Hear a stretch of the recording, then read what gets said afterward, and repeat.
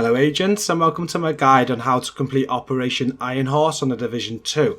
This is the second 8-player raid to come to the Division 2, and it's a tough one to figure out. In this guide I want to talk you through it step by step on how we completed this challenge. We're not the first in the world to do it, but we were getting close, and we really enjoyed it. I think it took us like 3 streams to do it over 3 days.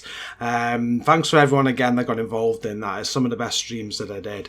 But after seeing some teams streaming and muting the sound, they didn't want to reveal the tactics or whatnot. I thought I'd put extra effort into this guide for you all to give you absolutely every detail that we learned. I think it's important and we want more people completing this. So there's a written guide for this as well.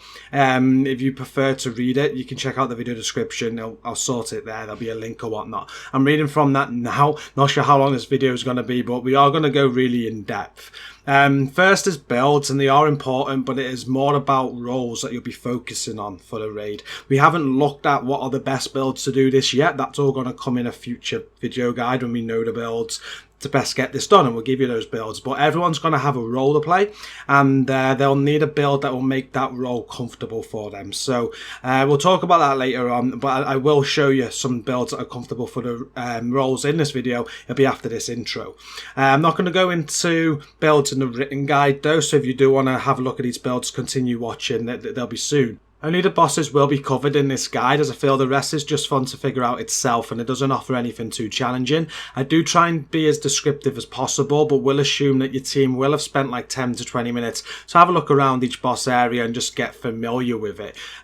So I do assume that, so make sure you do have a look out about each area before reading this guide or watching this video. Next week, I'm also going to be releasing separate video guides for all the raid key locations and gingerbread man locations. I'm also working on Operation Iron Horse as we speak to perfect it and release a full guide for each boss fight.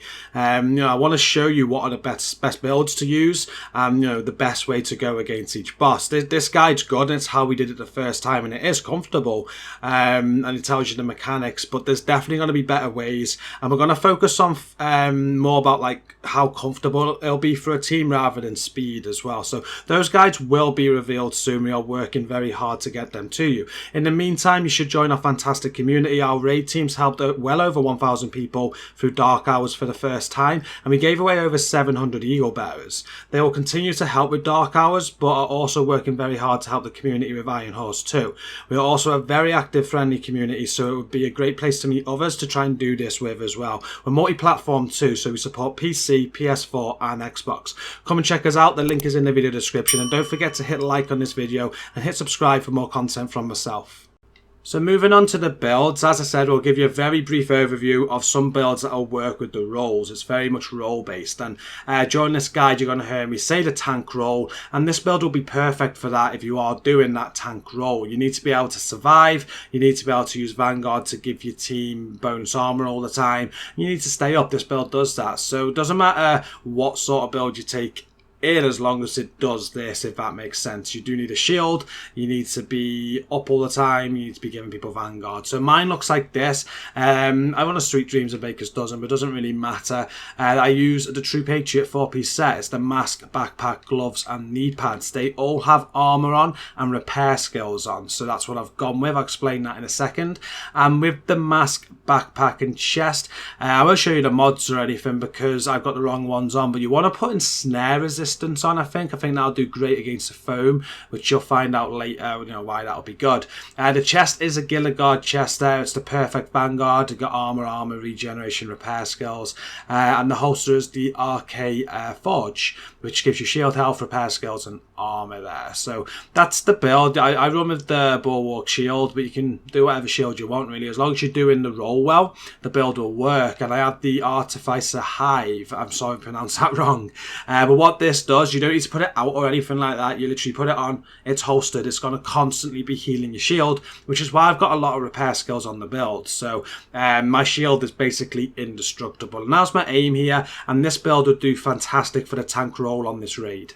Another role you're going to play in this raid is healer. Someone's going to need to do that, and this is a good healer build for that role. There's many different ways you can make a healer build, but this will work. Now, the primary I use on this is the designated hitter. Perfect reformation is the reason, because headshots grant 40% skill repair for 15 seconds. I'm not always aiming to do that, but it works with the build. Sweet Dreams is the secondary there, and this is the build. We got a Murakami mask here. This has repair skills, skill haste, and repair skills mod on.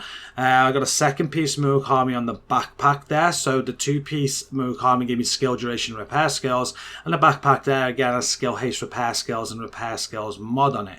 I go with safeguard, so while at full armor increases my total skill repair by 100%, it gives out real fat heals with that, so like it even heal people's shields, for instance, really well. So I do like safeguard. You might have different preference. It's not that important as long as it works for the healer build and people are getting heals.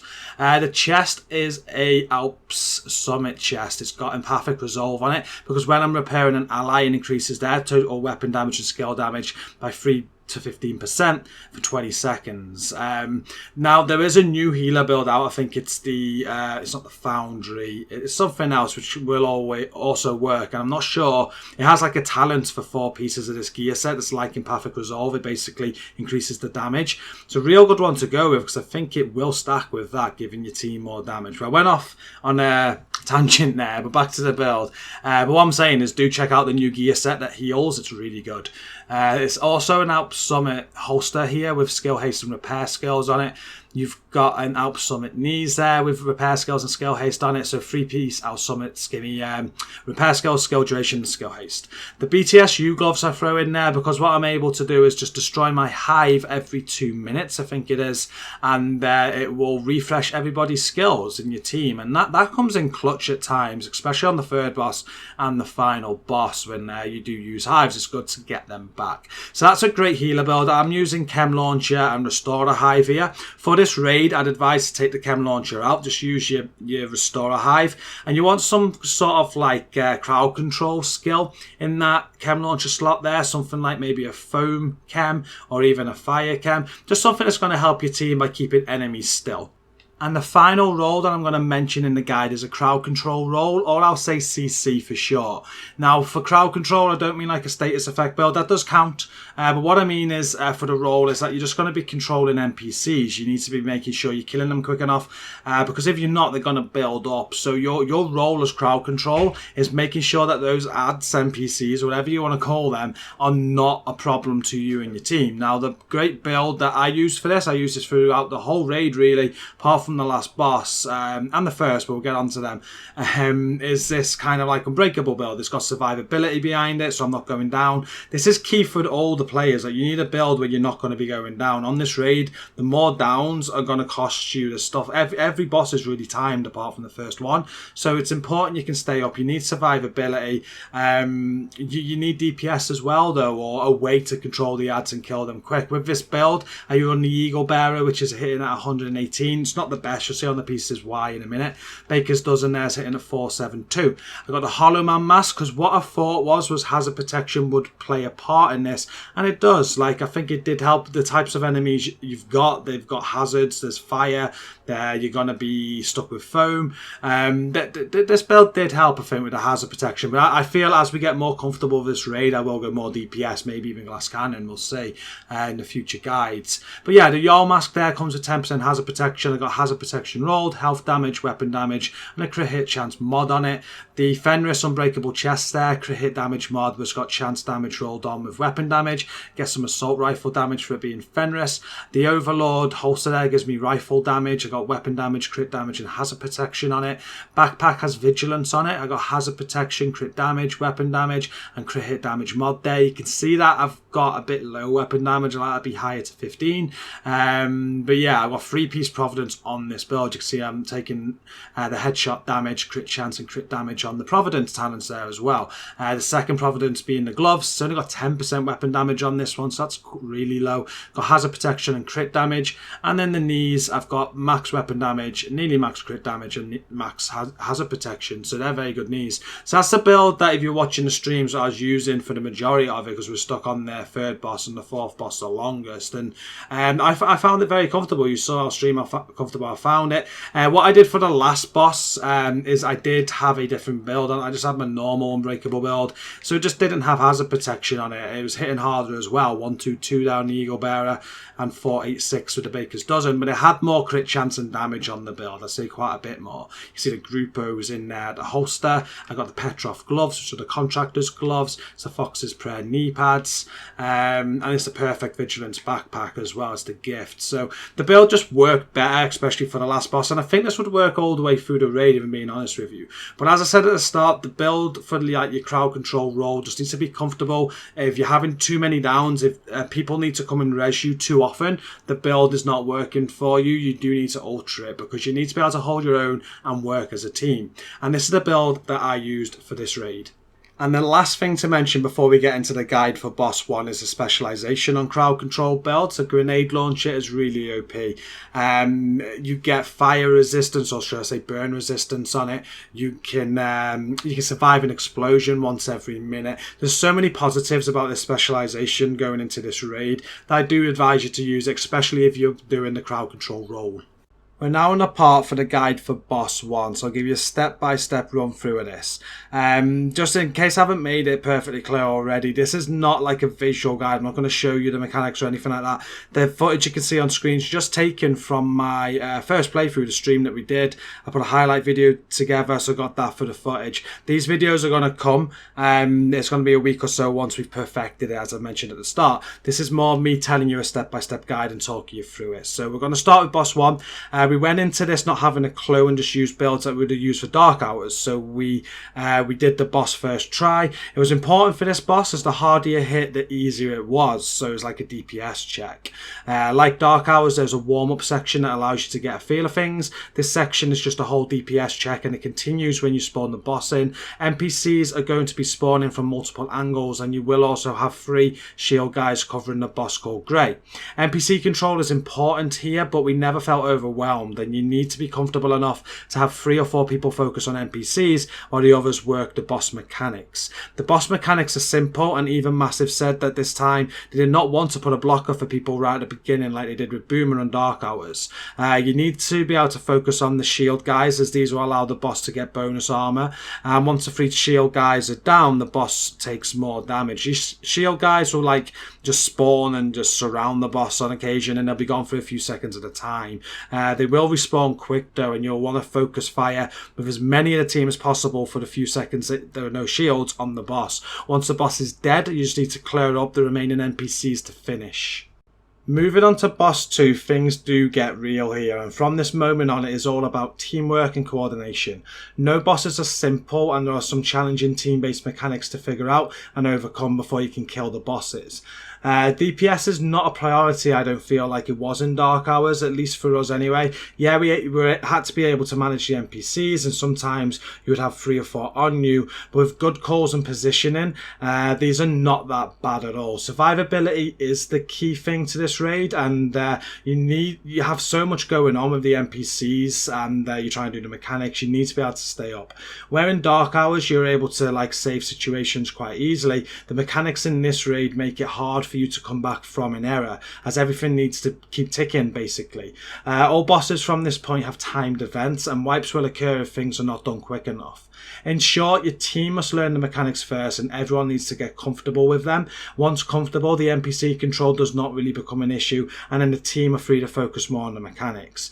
We had 3 roles for boss 2. 1 was a tank, 1 was a healer, and 6 were crowd control. So going back to the build just shown you earlier at the start of the video, there are the sort sort of builds that you're looking at for these roles on this boss. The healer will be situated in the control room up top, and there would be two crowd control players covering door areas either side of the control room. We set up this way because NPCs will try and disrupt what is going on in the control room by hitting some buttons outside of these doors. If they manage this, and the person inside the control room cannot do anything until both of these buttons at either door are hit at the same time by your allies. Downstairs we had two crowd control players covering the corridor where the shutter A is. We had one tank and one crowd control covering the corridor where shutter C is, and then one crowd control covered the back corridor by shutter B. As you can see in the clip on screen, that was myself. Crowd control is key while you're working through these mechanics, so have certain roles take on certain tasks. From the get-go you need to spawn the boss, and to do this we had one crowd control player from shutter A side go into the main boss room to look at the code which was above shutter B. They are able to get into the room because the healer in the control room can take control of all three shutters.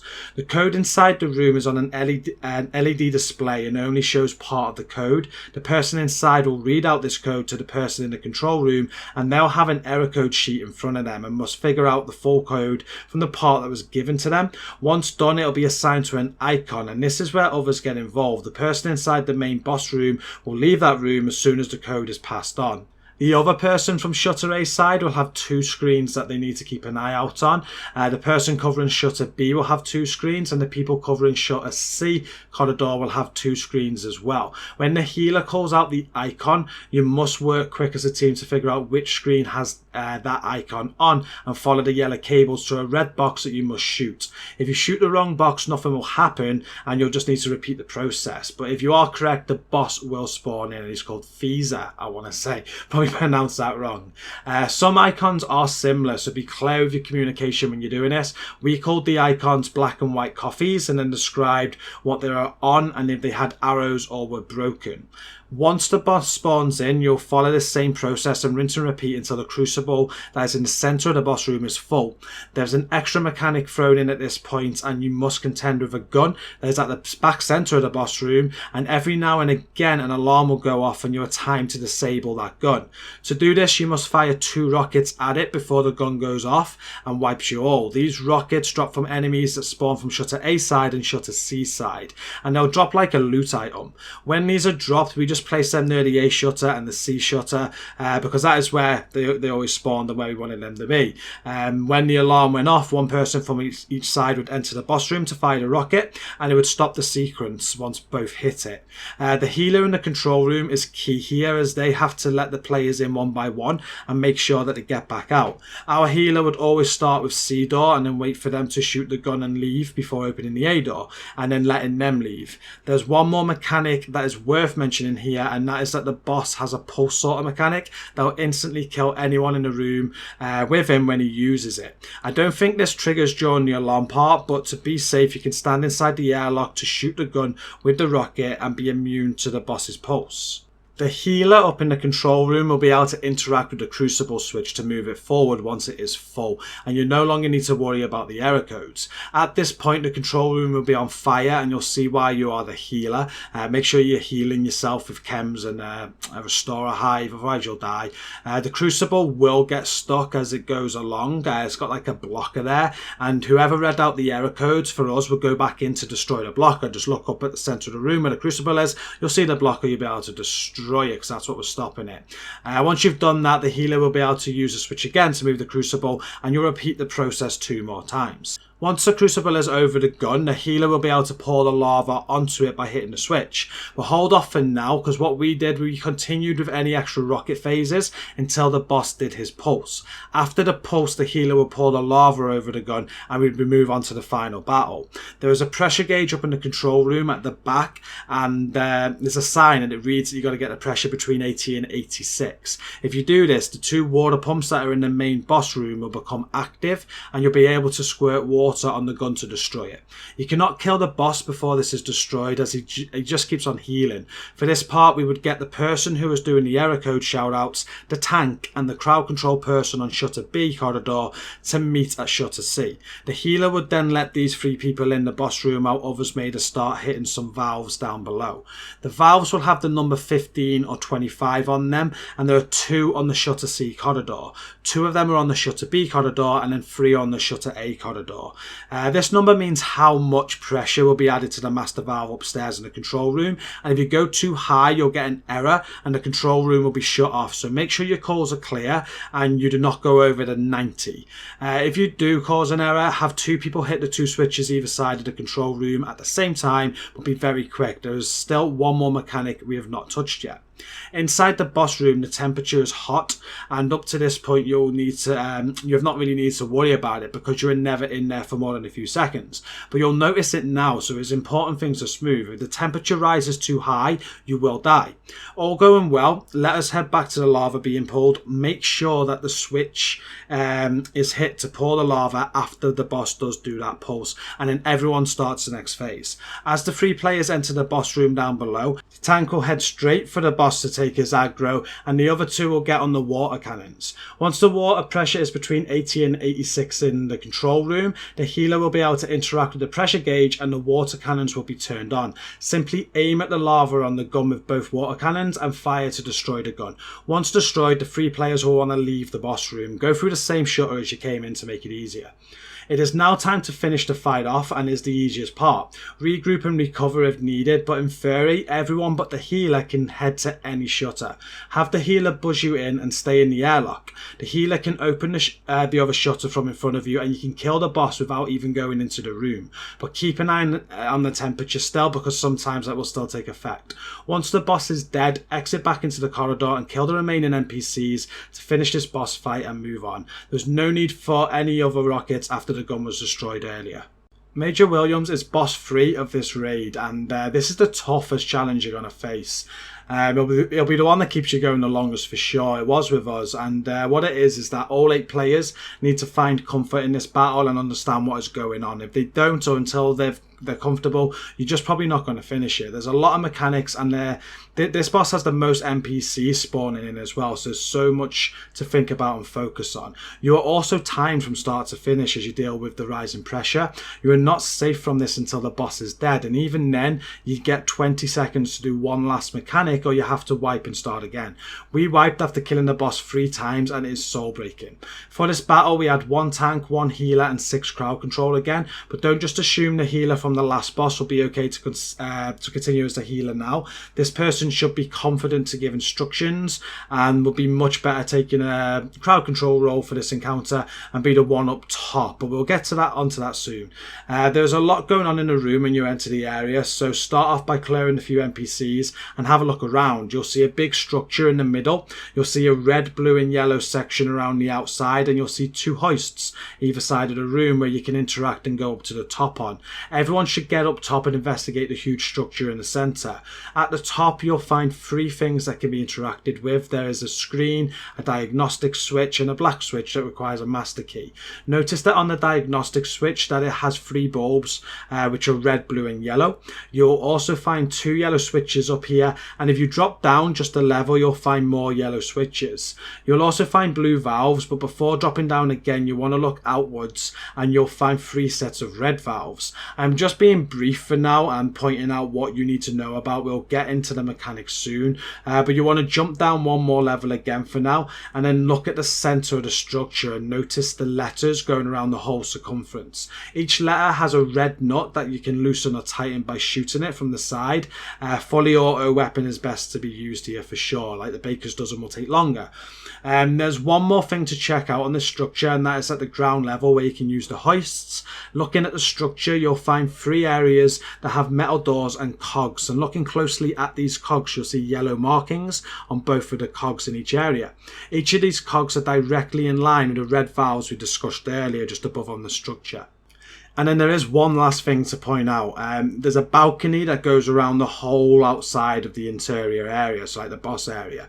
is on the outside wall, so away from the center object, and enemies and snipers will spawn up there regular. The snipers can kill you with one shot, so they really do need to be focused on. You're also going to see 3 shielded turrets on this balcony. To start the boss fight, we're going to go with it now and get into the mechanics. So to actually start the fight, what you want to do is have one crowd control person to go up top, and this will remain their role for the whole fight.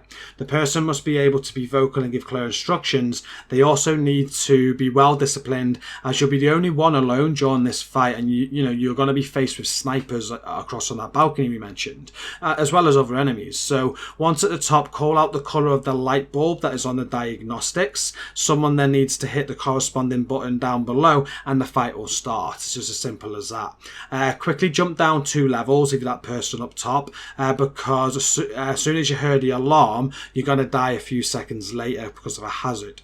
Every time the alarm goes off, the top 2 levels will just kill you with that hazard, and the alarm will only go off after you run the diagnostics successfully to relieve some pressure.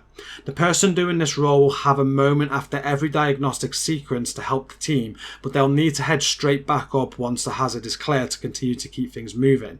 A second crowd control person will also need to head up top at some points, and this will be explained soon.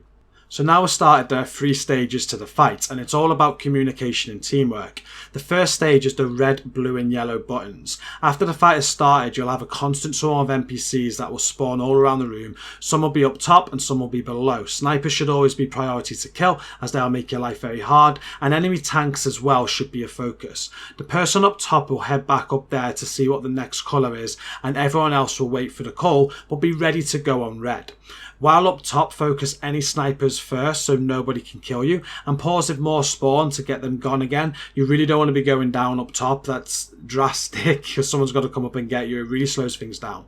Have the tank ready to hit the red button, and have 4 other crowd control people ready to hit the 4 red valves that are spread out around the room. These are on like the outside of the room. There's 4 red valves, and you'll have 2 red valves near to the red button, one on either side, to the left and the right. So everyone but the person up top should be around the red button area now, and is focusing those valves, and in case that's the first wave. But being on the bottom platform in the main structure facing the buttons is always a good position. You'll have everything in front of you. Enemies have a smaller field of vision at you, and you can move around the whole area quicker in the middle part than from the outside part. I found that people should only need to leave the platform when they are working the mechanics, and you should search in twos before regrouping if ever you need to go and find these red valves or anything. If the first wave of this part is red, then you should quickly find out which red valve flames up when you interact with it. You will know it is red because the top area where the crowd control person needs to be will be in flames. As soon as you know which red valve it is, you should keep hold of that to turn the flames off up above and allow the diagnostics to run. The tank will then be able to hit the red button. Red is the toughest of this part. The boss will spawn with NPCs from the door behind the button as soon as the correct red valve is interacted with. When you know the correct valve is found, you should keep 1 or 2 crowd control people with the person on the valve if it is one of the ones out of the way. They'll need some cover from NPCs, but can let go for a few seconds if needed, because the valve has to fully turn off before its class is not being interacted with. Everyone else should be at the red button area clearing NPCs and doing damage to the boss. You need to make the boss immune before continuing, so focus him and he'll run away when done. The tank needs to interact with the red button as soon as possible, so as soon as that says interact, he's got to do it so that the alarm goes off and everybody can continue and the person up top can get down. Red may not be the first colour you need to do, but we always start ready for it, and I thought I'd explain how red works now while we're here. Just head to the correct colour as a team if there's a different colour to start. All 3 colours will need to be completed anyway before you get onto stage 2 of this fight. The yellow and blue sequences are very similar. The crowd control up top will call the colour out as it will be lit up and they'll run diagnostics. The players below will then need to find 3 interactable switches or valves before the tank can push the relevant button. Once the button is ready to be pressed, all players but the player above should be together around the button area. As soon as the button is hit, the alarm sounds and the boss will come out of the door at the button with the NPCs. You must kill these and focus fire the boss to make him immune. immune ASAP, so that he runs away. My main advice here and for the rest of this fight is to work together as a team and know where each of your team members are. This phase of the fight is just a warm-up. Ideally, the healer will always be focusing on healing with the hive, and I always use the riot foam chem to keep NPCs still. The crowd control players work the mechanics, and one crowd control player was allocated to going up top for the yellow and blue phases to check the switches and the valves up there. On the yellow phase, you can find yellow switches to hit on both of the top 2 levels, and then dotted about on the outside wall of the area and outer wall of the center structure. The blue phase, you'll only find the blue valves on the second to top level. Remember that the sequence is only active when the diagnostics are run, but you can pause it.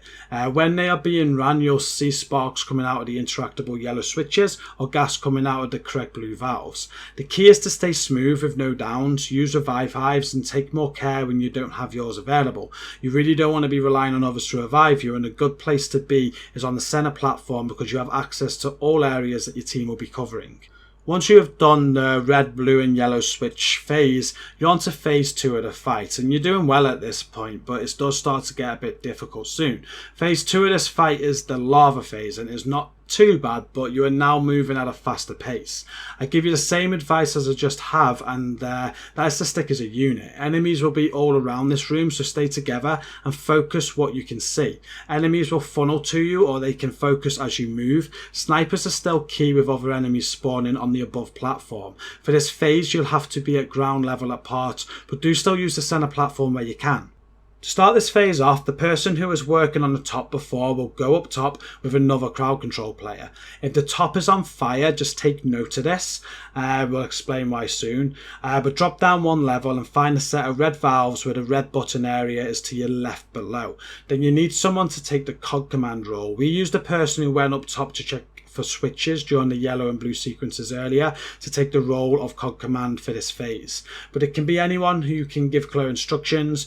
All 3 people here will be working together to progress, and good communication is needed. The person doing COG command will make their way to a pair of cogs that are on the outside of the center structure. There are 3 pairs, and we started on the pair that is clockwise to the red button area. You'll see 2 players above you on 2 valves, and the person to your left will be controlling the left cog, while the person to the right will be controlling the right one. They are not to interact with the valves until you have given clear instruction. By looking at the cogs, you'll notice the yellow markings, and you can work out which cog will be in place first. The left cog rotates clockwise and the right cog rotates anti-clockwise. Tell the person who will be in place first to start, and then tell the second person to start after. Give a clear shout to stop to the person when their cog is in place, and 2 lights will appear.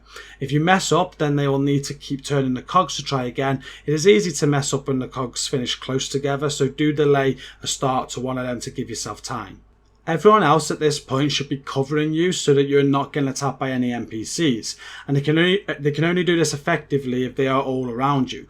We found that splitting up on this part was making things very difficult with the builds we were using. I do believe this method will advance, but for now it made things very comfortable for us if we just had everyone together. As soon as the COG commander shoots the 2 lights out on the cogs, the boss and NPCs will spawn from a door right behind you, and the boss takes more to go immune this time. Be quick and focus fire all the enemies until the boss is immune and he runs away. You'll then need to shoot at the lava below the cogs to break it free. Once it is free, you should all move clockwise as a team and repeat the process on the next pair of cogs. Make sure that you are all focus firing the lava, as this is tough to break and a lot of time can be wasted here if you're not working together with it. The 2 people turning the red valves up top can remain up top for this whole sequence, so they have access to all 3 pairs of red valves. In between cog sequences, they should focus NPCs. On the 3rd pair of cogs, the boss will spawn from the red door, which is a bit away from you. Head there and do the same, but don't forget to go back and free the lava. We forgot a few times for some reason here, but make sure you go and do it. Once the lava is free, you're on to the next part, but have a choice to make. This is also a great time for the team to reload at the restock near the red button. Now you can still relieve the pressure at this stage by repeating one of the button sequences that you did earlier. If the sequence is red, then the top section of the structure will be on fire and makes a lot of sense to do it. The person who was up here earlier will be back up here again for this part, so it'll be easier without fire, and you'll also release some pressure.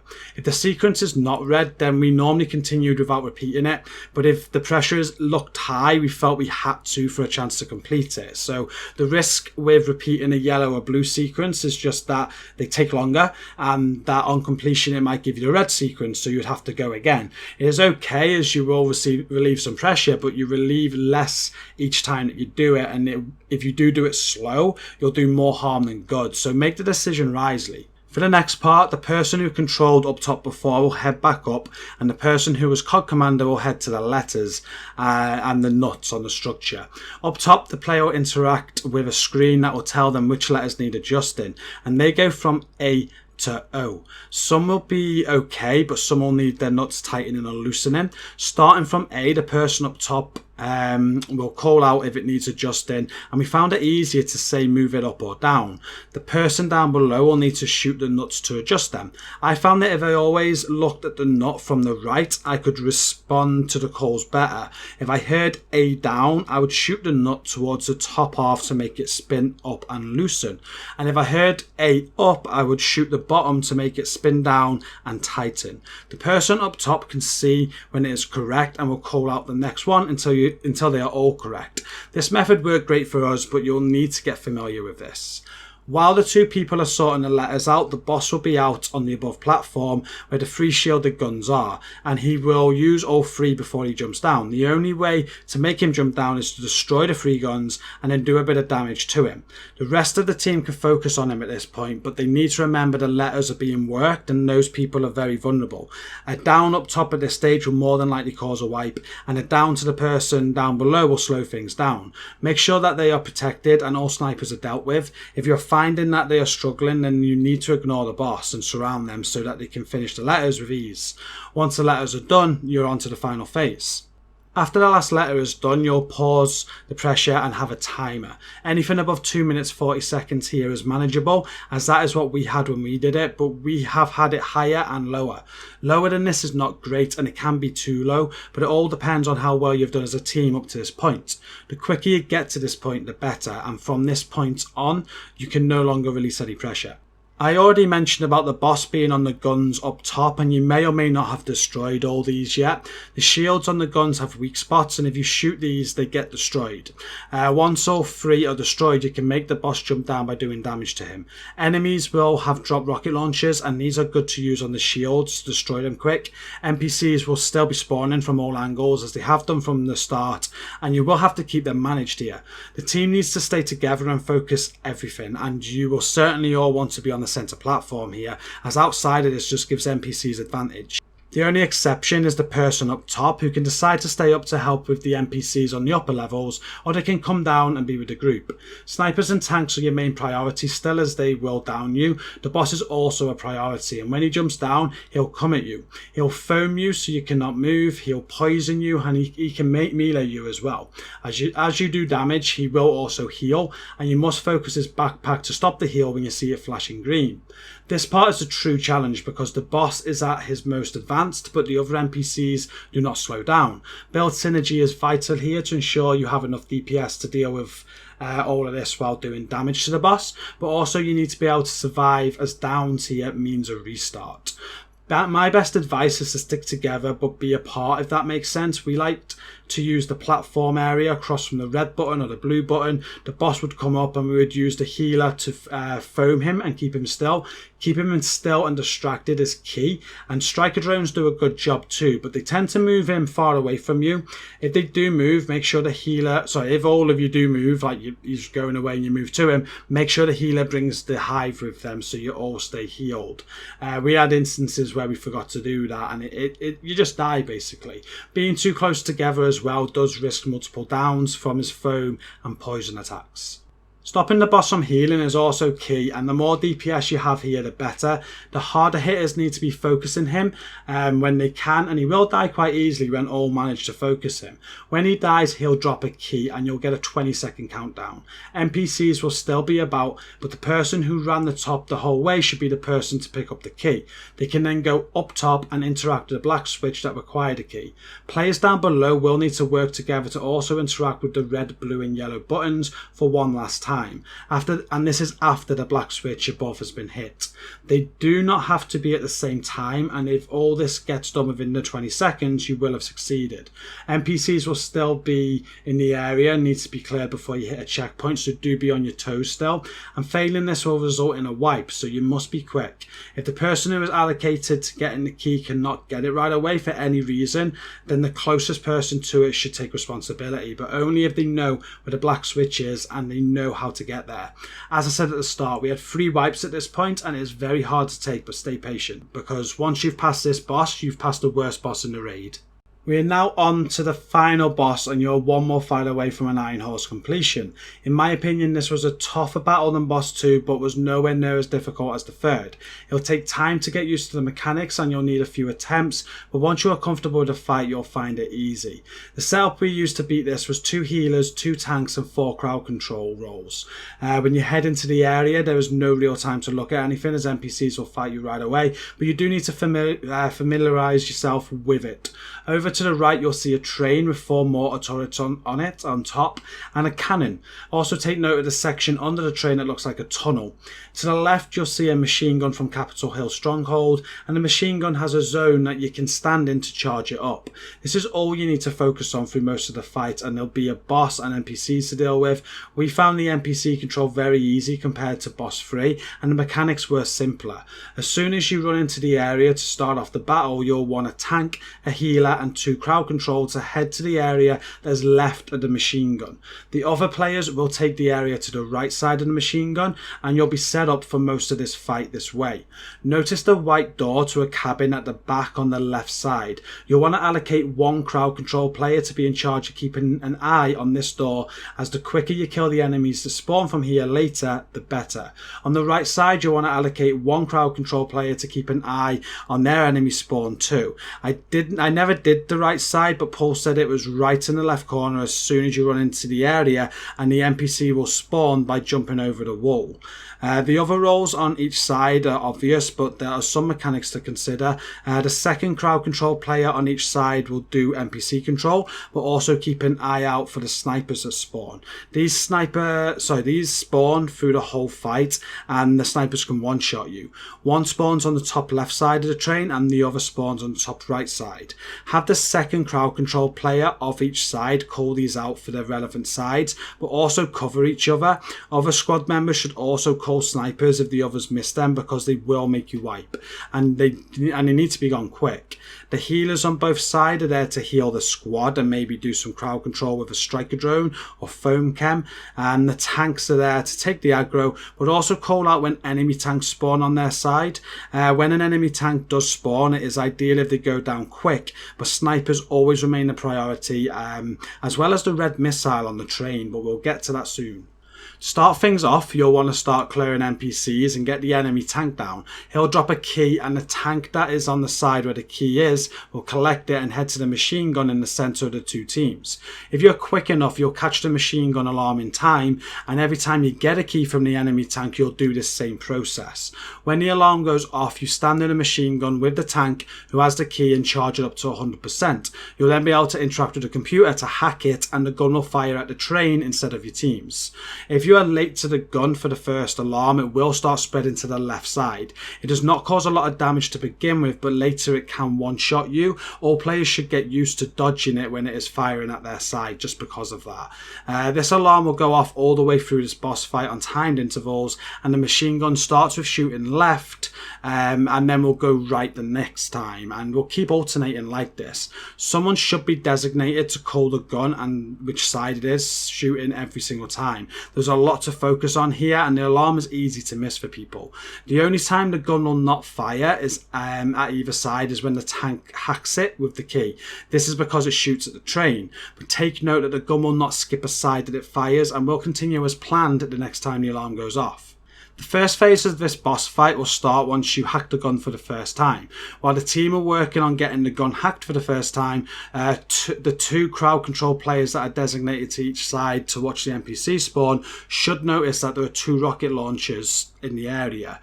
Take one of them each and take them to your corners. These 2 players will be tasked with managing the rockets for the whole fight, and other people should only step in when necessary. As soon as the gun is hacked, the left mortar turret on the train will have its defences destroyed, but then a red missile will also appear from the centre and start to enter the cannon. This is a timed event, and you'll need to destroy 5 red missiles in total for the whole boss fight to succeed and not wipe. Once the missile is in the cannon, the hatch will close and you'll need to start over. You can DPS the missiles, but it does not do much damage and takes focus off of NPCs. So leave the missiles to the crowd control players who are in control of the rockets. The rockets do a good amount of damage, and after you've used one, you'll trigger a spawn from the locations mentioned earlier on either side. On the left side, an NPC with a rocket launcher will spawn from the white door shortly after you use the one that you've got, and on the right side, one will jump over the wall shortly after that player uses theirs. These players should always have one eye on these spawns. The quicker you get these NPCs down, the quicker you can fire a rocket at the missile. You should always call when your rocket man spawns so the other crowd control player on your side can help if they are in a good position.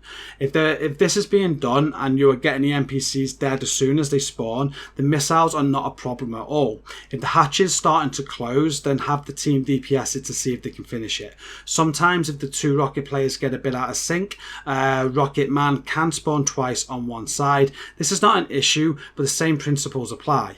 And no more than 2 rocket launchers will ever be present, and the rocket men should stop spawning while 2 rocket launchers are on the field.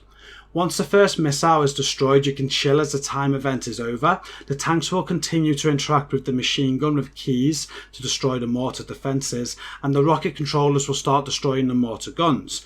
You'll want to time the last mortar gun to make things a bit easier. To do this, just fire 1 rocket at it so it is half health, then do DPS to its weak spot but leave a bit of health. Make sure that 2 rocket launchers are lined up for the next phase of the fight, and when the machine gun is not firing or not about to, everyone must run over to the tunnel below the train after destroying the 4th mortar gun.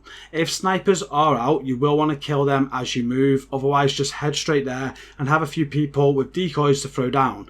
Decoys should be placed by a few people all at a time as it helps you with NPCs, but more importantly, the mortar guns that you just destroyed will focus decoys when they fire. Once you're in the tunnel, you'll notice the boss drops out in front of you and runs past you to a room near the machine gun. In this room is where you'll find the raid chest once you complete the raid. Everyone should restock at this point. There's 2 restock boxes in the tunnel, but don't move out of there. You'll die if you do.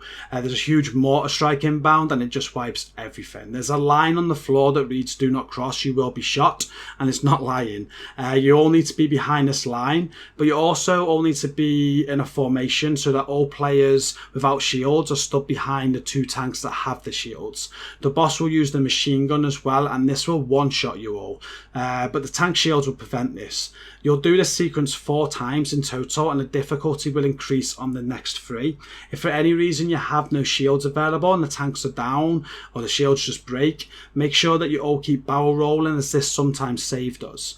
Once the mortars are finished and the machine gun stops, you'll want to run back and resume positions. Be quick to get out of the tunnel after the machine gun stops though, because the electricity will come down soon after and kill you if you wait too long. Drop decoys on the way out to help manage the NPC spawning, but there's also a new smaller machine gun that can now be found with the mortar guns, which are on the train. They aim at you with a green light, but once back in your positions, they're easy to manage. You can't really do anything about them unless you destroy them again, but this is not needed right now. Phase 2 of this boss fight starts now, and it is very easy. There'll be no machine gun this round, and all you'll need to do is destroy the 2nd red missile. Once this is done, you just have to save 2 rocket launchers again and head back to the tunnel. There's no need to destroy any mortar guns, and this phase was more about introducing you to the boss.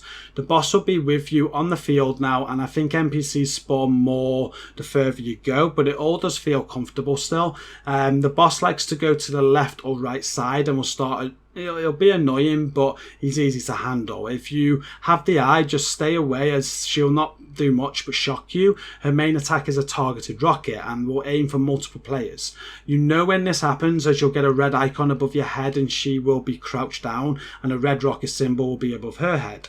The red icon above the players' heads will flash and make a beeping noise, and you'll also see red beneath your feet. When the noise turns into a constant, be ready to barrel roll and call for a tank to give you some bonus armor. As soon as the red beneath your feet disappears, barrel roll and be careful not to catch teammates with the explosion. This is a mechanic for the rest of the fight, and you'll need to manage it. It gets stronger as you go and can get more often, but you can distract the boss with a striker drone, grenades, foam launchers, or anything else you can think of when she is using the targeted rocket. But always watch your health. On this phase, you'll not want to do more than 1 bar of damage to her armor. She does also give herself bonus armor, but never let the bonus armor go too high, as you will eventually need to do some damage to her. Once the 2 rocket launchers are saved and you're back in the tunnel, you'll have more NPCs than last time, so focus any that come right in front of you, but you need to damage the boss until she goes immune. When she does, you'll do the same process as earlier, but you'll have more NPCs to consider too this time if they do get close. One point to mention now is that the boss at any point can target the rockets at you when you are together.